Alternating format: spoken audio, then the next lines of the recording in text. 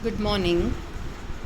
Today we will look at the critical overview of the poem Elegy Written in a Country Churchyard by Thomas Gray. Critical overview. Over the years, Gray's Elegy Written in a Country Churchyard has received extensive critical attention. Critics have long recognized Gray's Elegy Written in a Country Churchyard for its restrained and dignified expression of simple truths.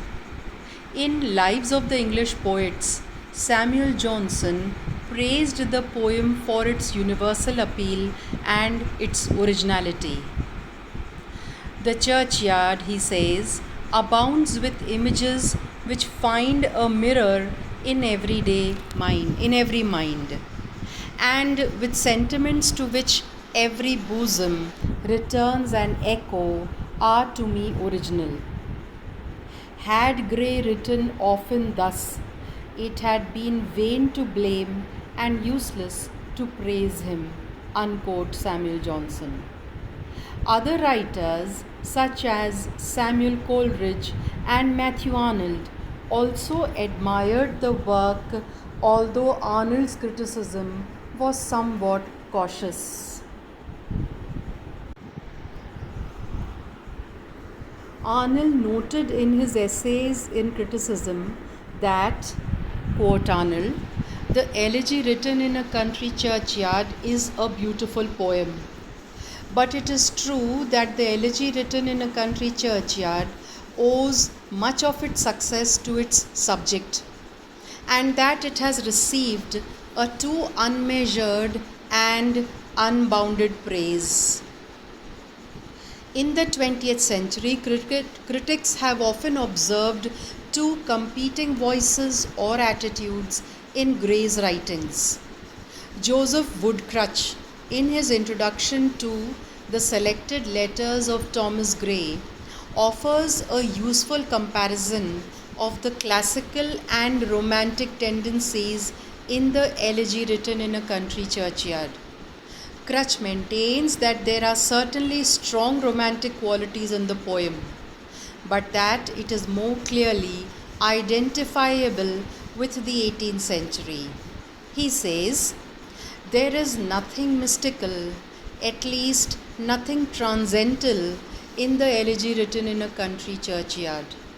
It is everywhere stubbornly rational, even in its melancholy. The simple life, even the life close to nature, is good because it is healthful and free from great temptation, not because God dwells in a sunset. Unquote Crutch.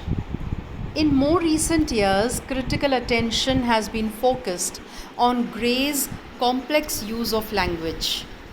Some critics have noted a degree of ambiguity in Gray's syntax.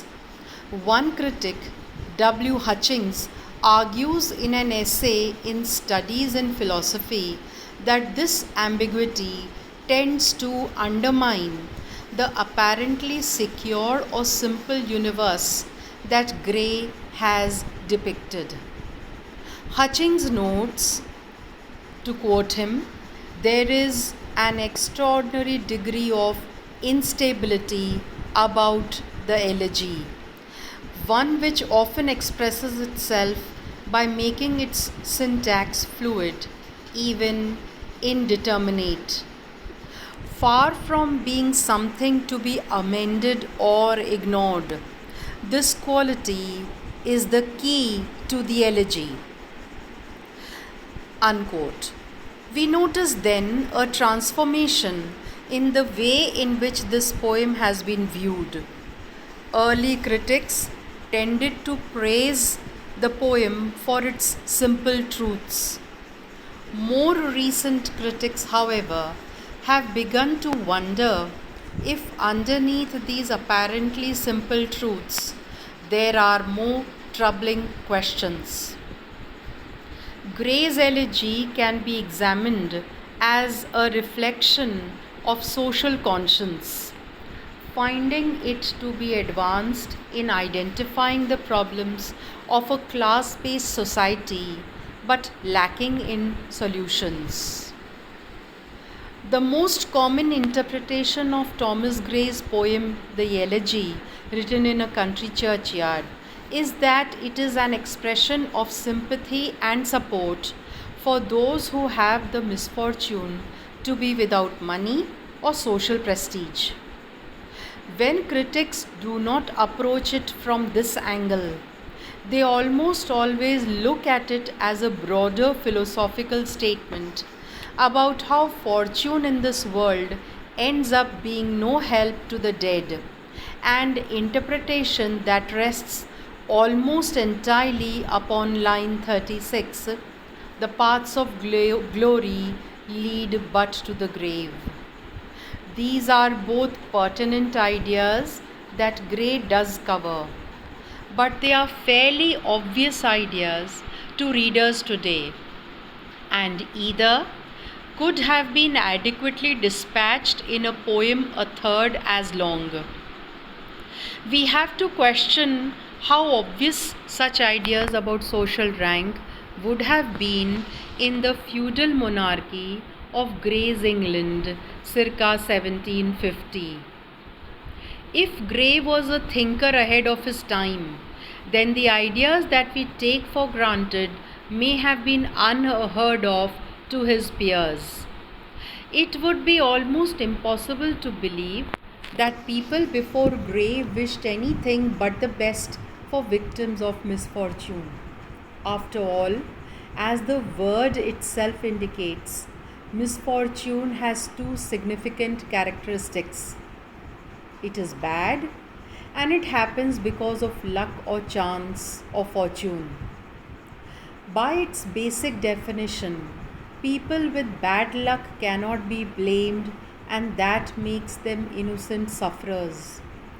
To that extent, Gray seems to have brought nothing new to the question of human relations, just as the circular argument that those who do not deserve misfortune do not deserve it. The fact is, though, that the issue has never been as clear cut as that. There is the question of whether the poor, such as the struggling farmers that Gray talks about, have been cast their lot by random chance, or whether they might not be actually be collecting exactly what they deserve. We see the same question arise just as clearly, if not more so, in contemporary America.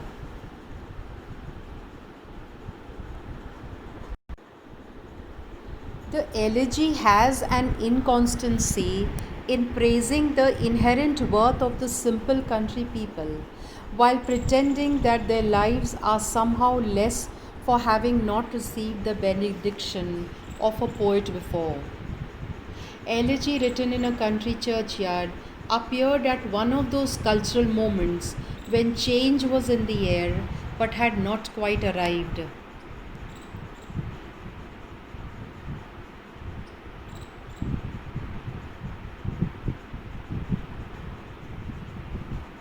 This apparently was the reason why he felt the need to go to such lengths to help his readers know the simple country people he was writing about. They were not the lazy, stupid brutes his readers would have to believe, but they were in order to believe that they deserved to live in poverty and obscurity. They worked hard at useful toil. Their children loved them and they asked for little in return. These were not easy people to ignore by Gray's standard. Their virtues should have made them stand out as society's finest, and he writes with bitterness that they were left to rot in obscurity in tiny churchyards, while men and women, not nearly as useful or loved, rested under marble monuments. As a vindication of the poor, this poem does excellent work. Look all of the best like all of the best works of social conscience, it knows how to handle its audience, making our hearts swell with pride for the virtues of the downtrodden. This is where the regular rhythm and unyielding rhyme scheme fit in by assuring readers of the inevitability of this view of the simple country folk and not just a limited view of one select group. The problem is that, having imagined the greatness of the rude forefathers so well and rendered them so convincingly, Gray did not have any idea about what he should do about their descendants that labored on. He was hardly the revolutionary.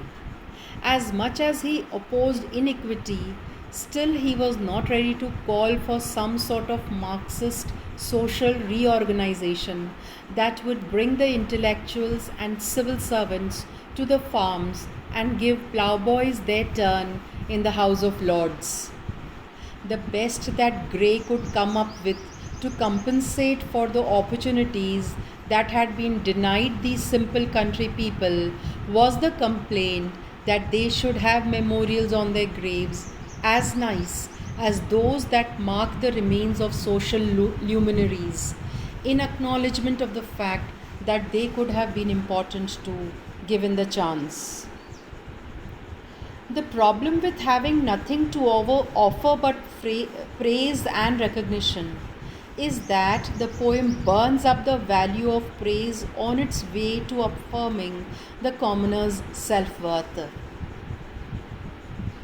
The poem says, "Can storied urn or animated bust back to its mansion call the fleeting breath?" The poem asks. And the answer, of course, is no. Then again, can honor's voice provoke the silent dust, or flattery soothe the dull cold ear of death? Unquote. Since they can't, then just what are we supposed to do about those who died without recognition? The poem expends much of its energy convincing readers that these people lived valuable, useful lives and that memorials are of the proud and the vain. But it also wants to stir our sense of pathos over the fact that they do not have grand memorials.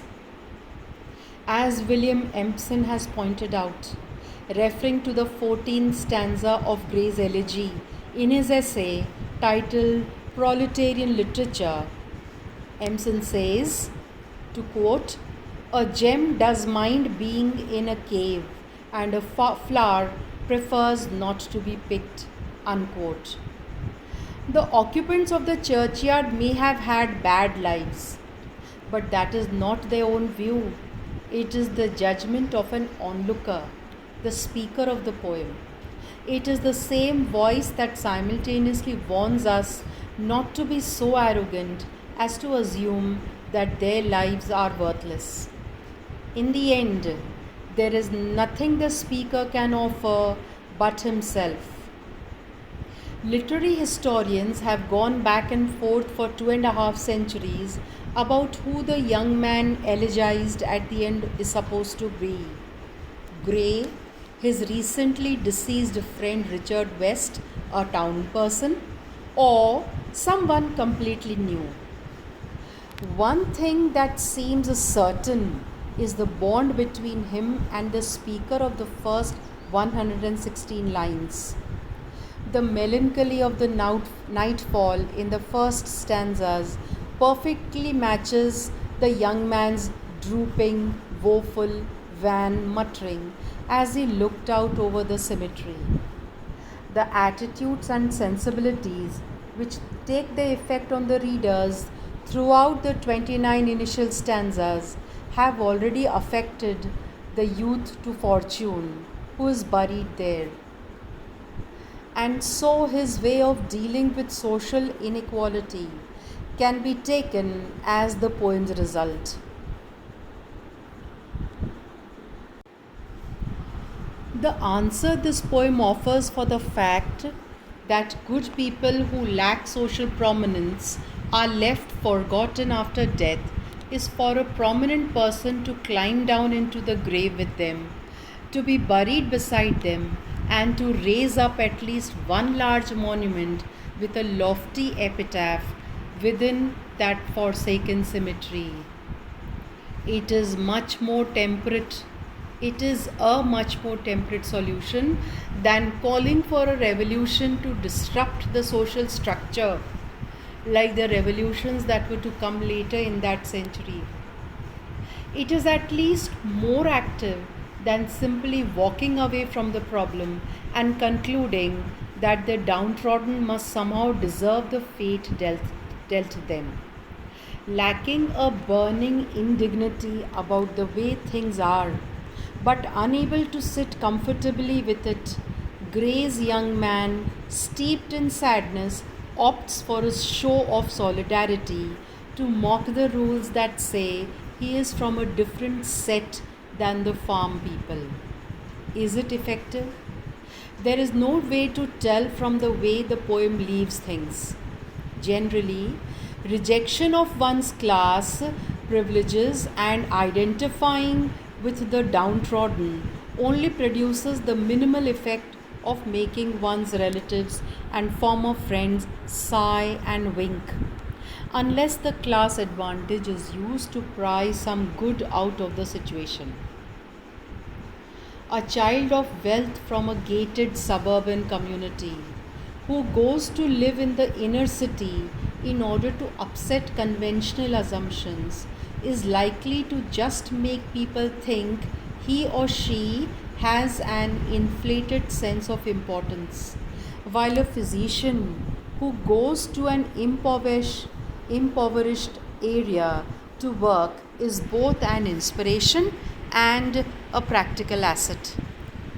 The elegy has an inconsistency in praising the inherent worth of the simple country people, while pretending that their lives are somehow less for having not received the benediction or blessing of a poet before. This is reflected in their egoism in believing that having the body of a beloved young man from a good home among them is somehow an enriching experience for the rural dead. The truth is that they couldn't care because they're already dead and gone. Gray's heart was in the right place, far ahead of its time in terms of his thoughts of social equity, and with no models for him to draw from, we shouldn't be surprised that his attempt to bridge the chasm means the gap of social class, would reflect the very prejudices he was trying to overcome. Thomas Gray may have begun writing Elegy Written in a Country Churchyard as early as 1746. He discarded 4 stanzas of an earlier version, which were probably read by his friend Horace Walpole, and planned to title the work simply Stanzas, until his friend William Mason suggested Elegy instead. A meditation in a burial ground proved a popular theme of that era, and Gray may have first thought of recording his thoughts about a graveyard while living next door to a cemetery in Peterhouse. However, the description of the grounds matches those of the churchyard at Stoke Poges, where his mother and aunt lived and he often visited. He mentions unhonored dead, which suggests members of a rural community rather than the distinguished occupants of graves in Cambridge. In addition, the scenery as described by Gray matches the Stoke Poges cemetery, particularly that of 2 yew trees. Yew trees are grown along the boundary of graveyards. This is a tradition in England. So, yew trees are associated with graveyards and death. Although Gray did not at first intend the poem for publication, it so impressed Walpole that he immediately began to circulate it in manuscript form. While the sharing of his poem dismayed Gray, he became even more dismayed when contacted by an editor of a disreputable periodical titled The Magazine of Magazines, who planned to publish the work. He appealed to Walpole to help prevent an initial publication in that source, at which point Walpole immediately published the elegy in a quarto-sized pamphlet, which sold for the cost of sixpence the day before the magazine published a copy filled with spelling errors. The quarto sold out to be reprinted multiple times over the following years. In the opinion of the critic A. L. Lytton Sells, no such brief poem has ever received the attention garnered by Gray's work. For decades, English school children had to commit it to memory, that is, they had to learn it by heart. The language, more than theme, captured the imagination of not only the ordinary reader but also poets including George Gordon, Lord Byron, and Alfred Lord Tennyson. Gray borrowed liberally for his creation the most often quoted line, "The paths of glory lead but to the grave," from his good friend Richard West, to whom the poem proved a tribute. With a total of 32 four-line stanzas in iambic pentameter, the elegy contains three voices, with the first 23 stanzas spoken by the dead youth, a voice many imagine to be fashioned on that of West. The following 5 lines Gray speaks, while lines 98 to 116 are spoken by a hoary-headed swain, to quote from the text, or countryman, and Gray supplies the concluding 12-line epitaph. Some critics have ventured, means they have tried, that Gray imagined his own final days and writing his own epitaph. Most of the lines represent a mixture of Gray's and West's expressions, but they also borrow heavily from Latin, Italian, and English poets who wrote during the 1740s. Although some feel the length to be excessive, Gray desired to include multiple variations on his main idea, which suggested that although the dead in the graveyard are uncelebrated, they also lie peacefully, having enjoyed uneventful lives filled with no crime, guilt, or anguish. The poem may be envisioned in 4 balanced sections, following the first 3 stanzas that so wonderfully describe the churchyard setting. The first of the 4 deal with the humble nature of the lives of the dead. The second 4 contrast their lives with the lives of the celebrated. The third 4 focus on fates depriving any of the dead villagers of greatness, while the final 4 celebrate the fact that the villagers did not have to suffer the effects of crime or negative emotions. The poem opens with the melancholic tone most readers immediately notice, as words and phrases such as curfew and tolls the knell of parting day, the ploughman homeward plods his weary way, and leaves the world to darkness and to me, prepare for the topic of death. In the second stanza, the glimmering landscape fades while the air holds a solemn stillness, again emphasizing endings. Even the sound imagery creates a sense of life winding down, as the beetle drones and drowsy tinklings lull the herds of sheep, the tinklings referring to bells tied around some of the sheep's necks and inspired by the Italian poet Dante.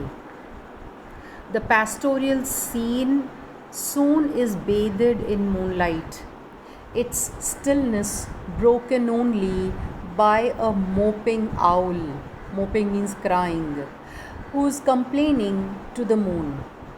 By the third stanza, the reader understands that a graveyard is the subject. The speaker describes an area beneath those rugged elms that yew trees shade, where heaves the turf in man a mouldering heap, the heaps being graves. Each body lies in its own narrow cell, and the group are identified as forefathers of the hamlet, with Gray adopting the traditional figurative language of metaphor to compare death to sleep. The next stanza describes all that the forefathers no longer experience, including sounds of the swallow twittering from a shed, a cock's call, and an echoing horn, that of a hunter. They will no longer experience a blazing hearth at home or observe a busy housewife plying her evening care, nor hear children or enjoy those children climbing onto their laps. Gray describes various activities in which the dead participated. Notice the past tense because they are dead and gone, including harvesting and chopping down woods with their sturdy stroke. After noting these unsingular images and duties, the voice cautions against ambition, mocking their useful toil or grandeur, listening with a disdainful smile the short and simple annals of the poor. Please notice, dear students, that wherever inverted commas have been used, mostly either these are words or lines taken from the poem or spoken by some critic. To continue, Gray begins to emphasize his theme, praising the simple life of those now at rest in the churchyard. They may never have experienced the boasts of heraldry, the pomp of power, or immense wealth, but those who did trace paths of glory will find those paths also lead to the grave. The 10th stanza offers a strong example of Gray's moving language and his skill in establishing a solemn pace fitting the occasion described. To quote, "Not you, ye proud, impute to these the fault, if memory over the tomb no trophies raise, where through the long drawn aisle and fretted vault the pealing anthem swells the note of praise." These are lines 37 to 40 of the poem. The speaker continues to stress that those who achieved more than the men at his feet have no effect on death. Even if the dead at some time dreamed of greatness or knew a celestial fire, they were not allowed to act on that passion. Comparisons to gems lost in the unfathomed caves of ocean and flowers born to blush unseen note the unfulfilled promise to be merely one more trick of nature. However, as expressed in the 17th stanza, that may not be a bad thing.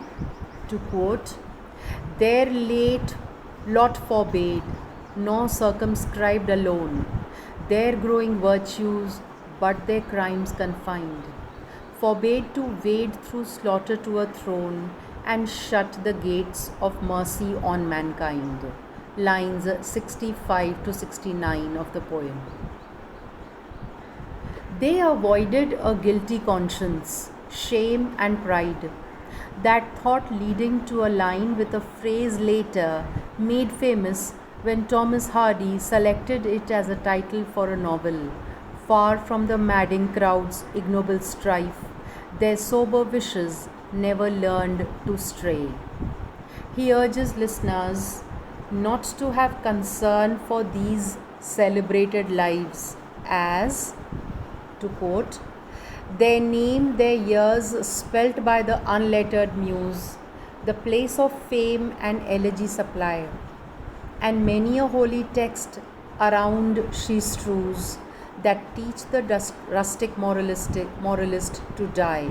Lines 81 to 84 of the poem. The swain begins by relating facts he knows regarding one of the dead, and Gray adds quotation marks to signal dialogue. The swain, in other words, the young countryman, notes that he often saw the individual going about his daily activities until, to quote the poem, one morn I missed him on the custom hill, along the heath and near his favourite tree. Another came, nor yet beside the rill, nor up the lawn, nor at the wood was he. Line 109 to 112 of the poem. Following the swain's dialogue, Gray inserts white space, then the title, the epitaph, inserting 3 italicized verses that conclude his consideration of death in a quiet churchyard. They represent some of the most famous 18th century verse, and the lines are: here rests his head upon the lap of earth, a youth to fortune and to fame unknown. Fair signs frowned not on his humble birth, and melancholy marked him for her own. Line 117 to 120 from the poem in the epitaph section. The imagery remains peaceful as Gray extends the sleep metaphor representing death. The speaker explains the dead youth will never be wealthy or famous. He was not blessed with any particular knowledge, and he was possessed by melancholy since birth. The second stanza adds, this is from the epitaph, large was his bounty and his soul sincere, heaven did a recompense as largely send. He gave to misery all he had, a tear he gained from heaven, it was all he wished, a friend. Line 121 to 124. Contradicting what readers might think, the dead youth did enjoy the bounty of friendship and a sincere soul, riches equal to material goods. The speaker concludes that no further knowledge of the dead man is necessary, as he now rests with God. The last 4 lines of the poem are: no further seek his merit to disclose, or draw his frailties from their dread abode. There they are like in trembling hope repose, the bosom of his Father and his God.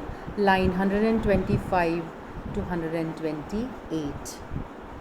With this, dear students, we end the detailed explanation, summary, paraphrase, analysis, criticism of the poem Elegy Written in a Country Churchyard by Thomas Gray. Thank you.